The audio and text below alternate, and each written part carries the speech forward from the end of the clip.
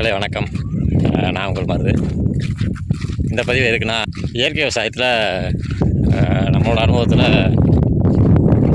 முக்கியமான உரம் தயாரிக்கிறத பற்றி பார்க்க போகிறோம். என்னென்னா WDC வேஸ்ட் டீகம்போசர் அப்படின்ற ஒரு இயற்கை உரம்.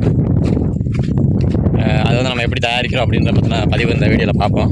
அடுத்த பதிவில் அது எங்கே தயாரிக்கப்பட்டது, எப்படி கண்டுபிடிச்சாங்க, அதோட பயன்கள் என்ன அப்படின்றத அடுத்தடுத்த பதிவுகளில் பார்ப்போம்.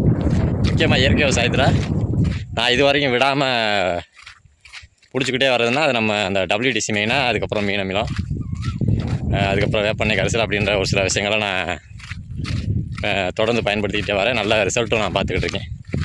முக்கியமாக WDCயை பொறுத்த வரைக்கும் மிதி பாகல், பெரிய பாகல் விவசாயத்துலேயும் கத்தரி விவசாயத்தில் அனுபவத்தில் நல்ல ரிசல்ட் இருக்குது. மற்ற இதுகளை நம்ம பெருசாக பயன்படுத்தலை, ஆனால் இதுலேயே நல்ல ரிசல்ட் இருக்குன்னா அதுலேயும் ரிசல்ட் இருக்கும்.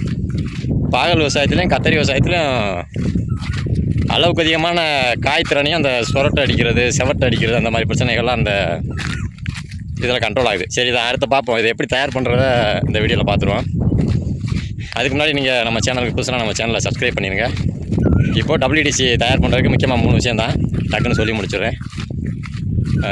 என்னென்னு பார்த்தோம்னா 200 லிட்டர் பேரல் ஒன்று, ப்ளஸ் WDC டப்பா ஒன்று, அது ஆன்லைன்லேயே கிடைக்கும். அடுத்து வந்து நாட்டு சக்கரை, அதாவது 200 லிட்டர் தண்ணிக்கு 2 கிலோ நாட்டு சக்கரை. ஒரு நிழலான இடத்துல வச்சோன்னா 200 லிட்டர் பேரில் நல்லா கழுவி வச்சுருங்க. கழுவிட்டு அதை தண்ணி பிடிச்சிருங்க ஃபுல்லாக.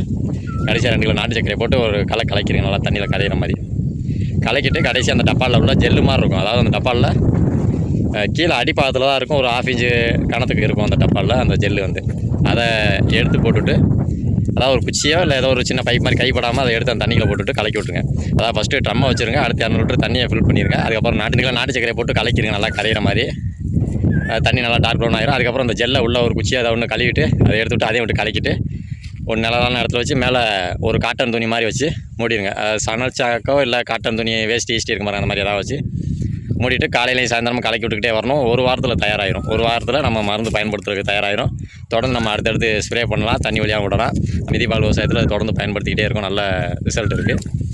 இந்த வீடியோ பிடிச்சிருந்தால் லைக் பண்ணுங்கள், ஷேர் பண்ணுங்கள், கமெண்ட் பண்ணுங்கள். இந்த WDC தயார் பண்ணுறது பற்றின சந்தேகங்கள் இருந்தால் கமெண்ட் பண்ணுங்கள். முக்கியமாக அந்த WDCயை பற்றின முழு விவரமும் டெக்னிக்கலாக அடுத்த பதிவில் பார்ப்போம். இப்போ நம்ம அந்த தயாரிக்கிற பதிவை பார்ப்போம். இந்த தயாரிக்கிற பதிவு உங்களுக்கு பிடிச்சிருந்தால் லைக் பண்ணுங்கள், ஷேர் பண்ணுங்கள். அதில் ஏற்கனவே சொன்ன மாதிரி சந்தேகம் தான் கமெண்ட் பண்ணுங்கள். தொடர்ந்து அடுத்தடுத்த பதிவுகளில் சந்திக்கலாம். தொடர்ந்து பயணிப்போம். நான் உங்கள் மருது. நன்றி, வணக்கம்.